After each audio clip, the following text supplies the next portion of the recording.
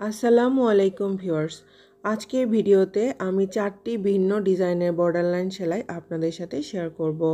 এই হার্ট শেপের বর্ডারলাইন ডিজাইনটি সেলাই করার জন্য আমি 4 নাল পরিমাণ সুতি লাচি সুতা নিয়েছি।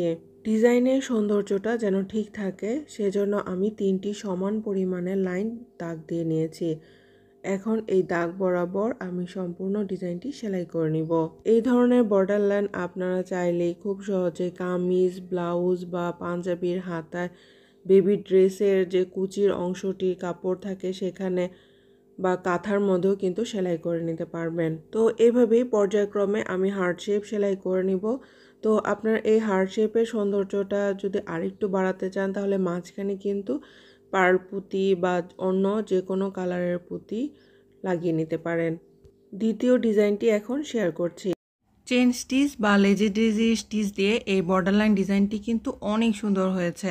যে কোনো ড্রেসের মধ্যে এই চিকন বর্ডারলাইন ডিজাইনটি করলে কিন্তু খুবই সুন্দর লাগবে। ইউনিক একটি ডিজাইন এবং অনেক ফ্যাশনেবল। যেহেতু এই বর্ডারলাইন ডিজাইনগুলো করতে কোনো ড্রয়িংয়ের প্রয়োজন পড়ে না, তাই কিন্তু খুব সহজেই যে কেউ এই ডিজাইনটি আপনারা যে কোনো ড্রেসের মধ্যে করে নিতে পারেন। বেবিদের যে কোনো ড্রেস, কামিজের হাতা, কুর্তির নেকলাইন, ব্লাউজ, পাঞ্জাবি, আমার মনে হচ্ছে যে সব জায়গাতেই এই ডিজাইনটি খুব ভালোভাবে মানিয়ে যাবে। হালকা সবুজ রঙের সুতাটা দিয়ে আমি প্রথমে এভাবে একটা লাইন ক্রিয়েট করে নিব। তারপর এখানে যে ফাঁকা জায়গাটা আছে সেই ফাঁকা জায়গাটাতে আবারও চেন স্টিচ বা লেজি টিজি স্টিচ দিয়ে সেলাই করে নিব। এই সোজা লাইনটি করার জন্য 2 নাল পরিমাণ জলপাই কালারের সুতি লাচি সুতা নিয়ে নিয়েছি।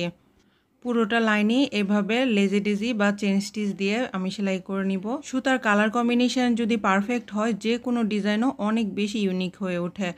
এখন এই দিকটাতে এভাবে ফ্রেঞ্চ নট দিয়ে 2টি করে 4 দিয়ে সেলাই করে নিব।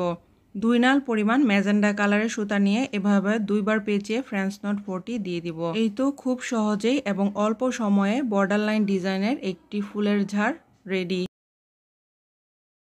বেসিক বর্ডারলাইন স্টিচগুলোর মধ্যে ফেদার স্টিচ অন্যতম একটি সেলাই। দেখতে যতটা না আঁকাবাঁকা, সেলাই করা কিন্তু ততটাই সহজ। আজকে এই ফেদার স্টিচটি আমি 4 নাল পরিমাণ সুতা দিয়ে সেলাই করে দেখাচ্ছি।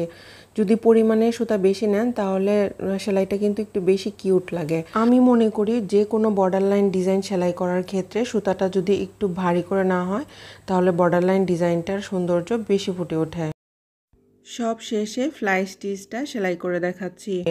এই বর্ডারলাইন ডিজাইনটি সেলাই করার জন্য 4 নাল পরিমাণ সুতি লাচি সুতা নিয়েছি। পরিমাণে বেশি সুতা নেওয়ার কারণে বর্ডারলাইন ডিজাইনটি ভেসে থাকবে। ফ্লাই স্টিচ দিয়ে এই বর্ডারলাইন ডিজাইনটি সেলাই করছি। তবে ফ্লাই স্টিচ দিয়ে আপনারা চাইলে ফুল এবং পাতাও সেলাই করতে পারেন। সেই ক্ষেত্রে খুব কাছাকাছি করে ফোরগুলো সেলাই করতে হবে। যে কোনো কাপড়ে এই ডিজাইনটি দিয়ে সেলাই করলে খুব তাড়াতাড়ি ডিজাইনটি শেষ করতে পারবেন, কারণ এই ডিজাইনটি সেলাই করতে খুব অল্প সময় লাগে। তো ভিউয়ার্স, এই ধরনের আরও বর্ডারলাইন ডিজাইনের সেলাই পেতে অবশ্যই আমার সাথে থাকবেন। আজকে এই পর্যন্তই। আল্লাহ হাফেজ।